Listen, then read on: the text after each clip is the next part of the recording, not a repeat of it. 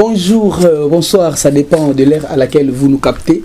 Partout où vous êtes dans le monde, en Afrique, en Europe et en Amérique. Pourquoi pas oublier les gens qui sont en Asie, qui nous suivent sur God Talk Télévision. Le God Talk Télévision, Nde Makambu, chaîne Oyoyo et Pesaka Elengi, chaîne Oyoyo qui nous parle des dieux, des choses de Dieu. La chaîne Oyo et tout que Jésus-Christ est Seigneur dans nos vies. Il est et il reste le même hier, aujourd'hui et éternellement. Tokopesa mbote na initiatrice ya chaîne Oyo asala ke bana nzambe bate ya mabana nzambe bayoka malako na nzambe, celle qu'on appelle Maman Mimi Thérèse, la première et la grande dame. Motema ya papa Edo Dumawete balobi mama toujours pembeni ya papa to pesiye mbote esika azali mama oyo aliaka na batu ya kabola kana ba mama veuve na kati ya fondation oyo asala pour kokanisa ba maman veuve ba orphelin ba délaissé ba abandonné mukene kaka o nzamba pambola kai ya kabola kana bango na kati ya fondation Mother Teresa. Pourquoi pas na kati ya fondation Mother Teresa to kopesa pe mbote na baye oyo bandima initiative ya Maman Mimi Thérèse kolia na bana bitike kokambola na bana bitike baye bazalaka na pona ko soutenir œuvre oyoyo et qui liboso ba partenaire ya Maman Mimi Thérèse, hein, Maman Yolande ya papa Remizi, Maman Yolande ya papa Remizi, Maman Yolande nzamba mona yo tela kaka yo belkanta leli Maman Yolande bino obondima bongo ko kota na kati ya initiative ko participer to ko partager vision oyo Mother Teresa azwa. Maman Yolande to pesi mbote belé nzambe apambola yo vraiment kosunga kolika, hein.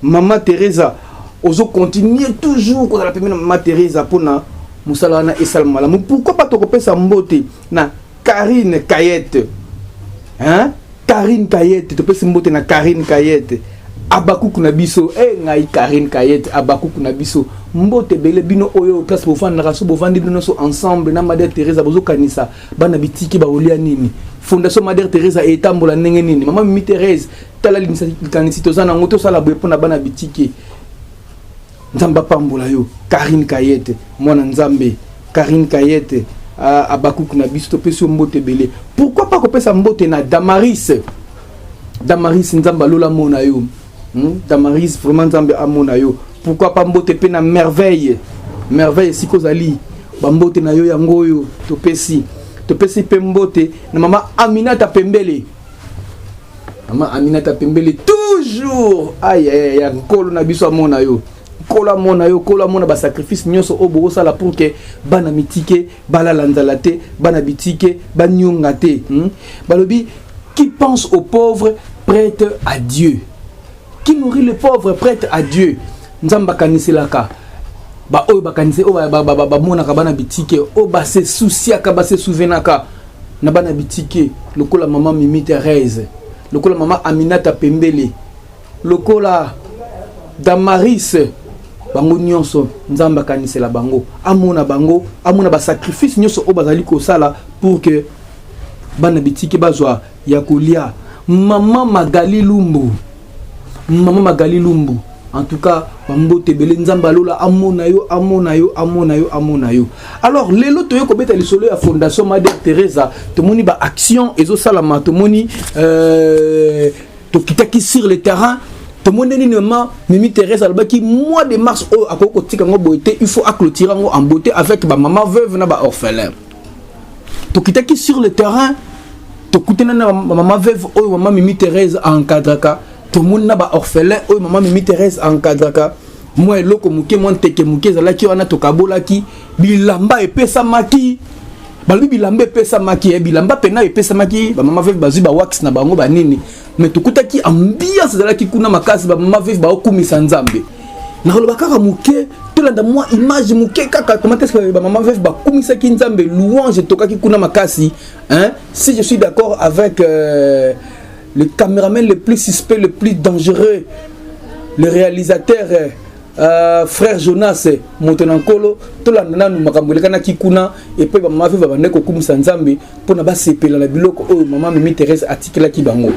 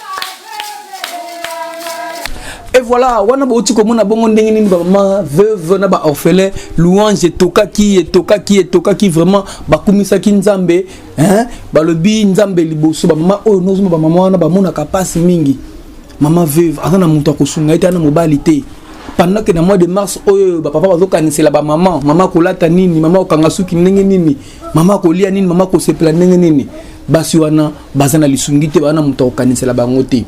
Mais nzamba kende ko simba motema ya moto moko babenge na kombo ya maman Mimi Thérèse na ba collaboratrice na yo basunga kiye maman Aminata Pembele balobi te biso ba maman ba papa na so bakanisi biso ba maman veuve nani okanisela bango bazota mwa muke oyo pour que ba clôturer mois de mars en beauté mun ba maman veuve bango wana bazo komisa nzamba bazo sepela et l'ambiance est là qui vraiment festive bato ba sepeli ba maman veuve ba sepeli en tout cas bazaki na esengo makasi. Mais est-ce qu'il peut kande ngwana te maman veuve balobaki pona ko exprimer sentiment na bango comment est-ce que bazana mutu oya kanisela ka bango ebele bakenda poto bavanda ba saper ba buvard ba dringer na ba dringueuse ba nini il ne pense même pas que si comme on a vendu sur nazo lia nazo mela quelque part dans mon pays en Afrique il y a une veuve qui souffre, il y a une veuve qui pleure. Il y a un orphelin qui a besoin de moi, je me prive de m'acheter une chaussette, une paire de chaussettes. Mais je fais penser à un orphelin qui est là au Congo, dans mon pays. Maman Mimi Thérèse, à Salaka, mon mouké au Azwaka, à l'habité na Koli à Ngonga mon côté. Et ça n'a pas de bitiki, bazana Congo, fona kanise la bango. Hein? Atindi moi et loko, bana bitiki, ba sepeli. Vraiment, maman Mimi Thérèse. Nzamba kanisela ka otango nyonso tu yango toko senga la bande ko nyonso to ambwataka le pas nzamba lingaka ndengo wana ata ozana yo pesaka ba millions de dîmes kangisi liboke ke tika ke bwaka na église peut-être pour impressionner les gens que toi tu donnes les dîmes ou soit tu donnes les prémices des prémices mais quand tu ne penses pas aux pauvres qui sont à tes côtés qui sont juste derrière toi odif sanzambe nini. Est-ce que comme bon, est-ce que tu as un livre et un souvenir, question mark comme disent les Anglais. Est-ce que mon kolasu kanzamba okanisa yo? Est-ce que mon kolasu kanzamba lola aomona yo? Est-ce que mon kolasu kanzamba olbakeno na yake pa na yo lokola mobolo kanisa kingai? Est-ce que mon kolasu kanzambe akofungula livre à souvenir atali moni kombo na ona kati? Il faut penser aux autres, aux pauvres. Il faut penser aux veuves. Il faut penser aux délaissés, il faut penser aux démunis, il faut penser aux sans-abri. Et de cela, bazola la coutu libanda na malili oyo okoka passe kene na victoire, kene na ville na biso awa. Au monde comment est-ce que les gens souffrent et surtout vu ba condition autozo passer mikolo oh la crise est mati échelon. Crise est mati échelon. Bat bazo kemba soko na mbongo to kokotambola te. Okobima libana to sala ta kuzo ketala ndeko. Parce que si tu n'as pas un $10 dans la poche au foot à transporter, au souffrir. Au souffrir. Mais nous avons aux Alibanda, aux Ali na France, aux Ali na Belgique, aux Ali na Angleterre, aux Ali na Birmingham, aux Ali par-ci par-là. Il faut penser. Penser à moi na yo moins 100 francs na yo aux yeux obité. On a le molon pour na baboula. Nous avons multiplier. La Bible dit fais de l'Éternel tes délices, il te donnera ce que ton cœur désire. Mais délice moi zanine kanisa babola te hein kanisa ba maman veuve kanisa ba orphelin kanisa lokola maman Mimi Thérèse papa Edodo Mawiti kanisa lokola maman Aminata Pembele kanisa lokola maman Jess kanisa lokola Abakuku na biso kanisa ndenge bango bavanda ki ba kanisa ba bité to kende ko appuyer initiative ya maman Mimi Thérèse. Pour parler de mingi, les images doivent parler toujours. toyoka comment est-ce que ba maman veuve na ba orphelin ba s'exprima qui on a kotalisa esengo na bango na kati ya fondation Mother Teresa balubaki pe balubaki o ezaki posa motema na bango ba sepelaki ngana oloba mingi te toyoka mwa mibale o basalaki mwa commentaire na micro na biso na micro ya maman Sephora hein journaliste na biso azalaki sur place wana pona ko interview bango balubaki.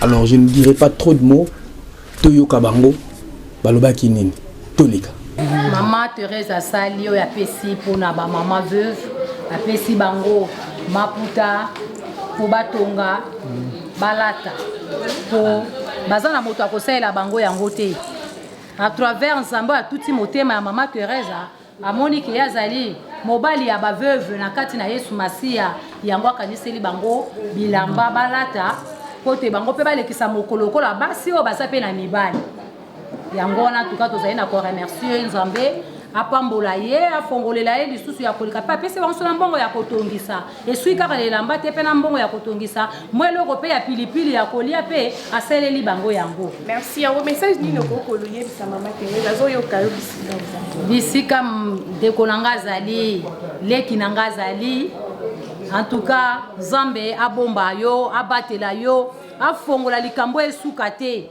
ekende penda tina suka oyo bandai ko sala te ozana posa na yango à travers ba mama oyo ozali ko simba pe bana ba veuve bana ba orphelin oyo ozali ko simba Nzambe akokomisa yo na posa ya motema na yo kobanga eloko moko te yeba ke Nzambe azali boso pe sima na yo oyo ngala lobina oyo yango wana pe Nzambe azalo kumu na likanisi oyo azwaki pona kotunga ba mama kozwa likanisi eze eloko ya pamba te eze eloko ya motuya na miso ya Nzambe so muta koti kati na mitema ya ba mama ya veuve pona kokanisa bango fa Nzambe simba motema na ye lokola Nzambe penza simbi motema ne pona lisungi oyo pona ngai na biki Nzambe afongolela ye kama ningisa ya lola apesaka ye maladi ezala te kati na ye po ye akanisi ba veuve Nzambe pe azala sima na ye asunga ye na bana bofele oyo azokanisa na peseka ba merci belé Nzambe abomba ye na libota na ye mobimba. Kombo nani? Bolim kombo nani? Keren ne ko koloba nini pona maman Teresa? Na lobika Nzambe pambola wa santo biso oyo yekambo Nzambe alibalisela yesu ya ebele asali merci maman Teresa merci na biloko azosalela biso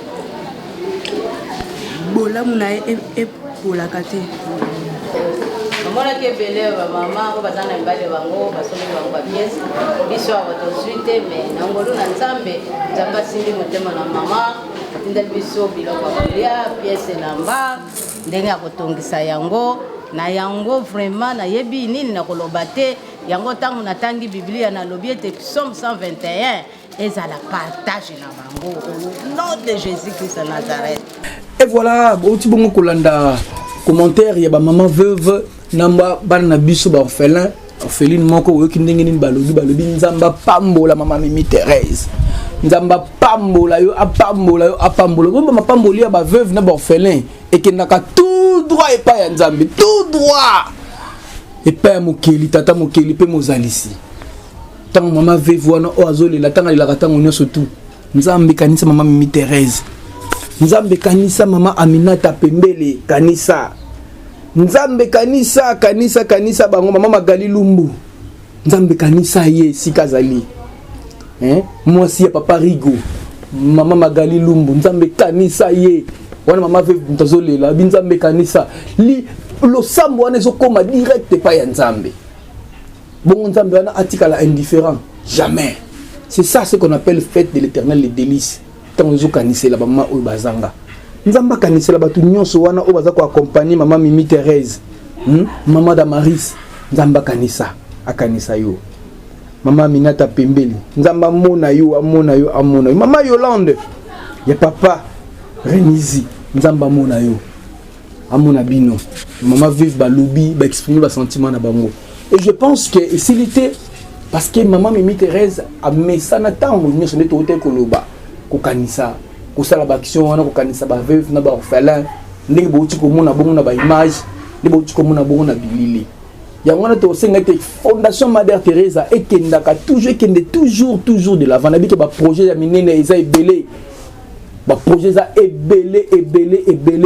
ebele na sir bokomona ngo en image na mikolo ezali koya bokomona nini oyo Fondation Mother Teresa ekanis ebongisi lisusu po ya kosala mieux parce que ici nous prenons de l'excellence, nous voulons faire de mieux en mieux pour na toujours kosunga ba veuve na ba orphelin ba délaissé ba abandonné ba rejeté ba sans abri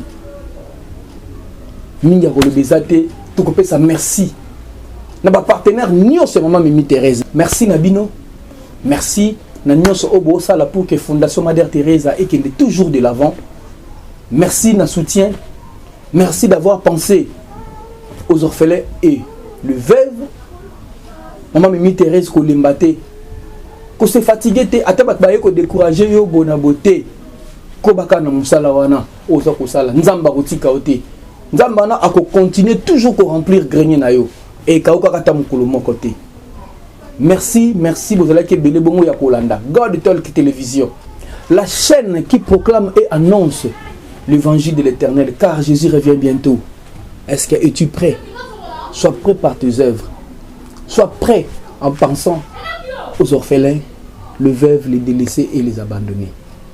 Merci beaucoup. Numéro Nabiso Ezali Nassé na bas de l'écran wana. Oko contacter maman Mimi Thérèse pour dire que maman Mimi na vraiment na s'appelle na action aux ça et puis je vais aussi participer. Je vais être participante na action na yo. Numéro Nabiso yango na bas de l'écran. Que Dieu vous bénisse, c'était juste un petit mot, mais c'était juste que ça la rétro, ce qui c'était comme activité. Ce qui était comme activité, il y a Fondation Mother Teresa qui t'a bon sur le terrain pour nous côté la veuve na ba orphelin. Nzamba pambola bino sikano bazali et bozali, hein? Nzamba pambola bino.